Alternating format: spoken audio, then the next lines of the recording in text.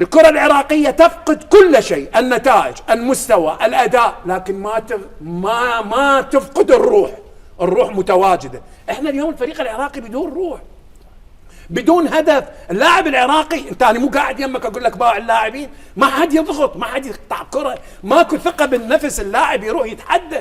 كرة القدم تحدي، كرة صح. القدم تنافس، ما حد يواجه، ما حد يواجه. ولذلك كل ما توصل الكرة على الجزاء شو اقول لك جول، لانه وين الفدائيه؟ يعني انا اذكر هسه ما اريد احكي على احمد باسل، خاف يقولون ديك.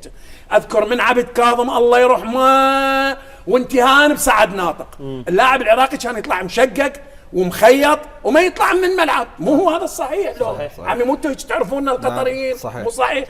فاني شو اقول مع الاسف الشديد، من تدخل ومن فرض نفسه ومن افرض رايه عليك أن تتوقع وتتحمل جزء كبير. إذا كان آرلوند يتحمل 50% من الخسارة، فاللي تدخلوا ووضعوا أسماءهم وحشروا أنوفهم في كرة القدم هم من يتحمل مهزلة كرة القدم في كأس العالم 100%.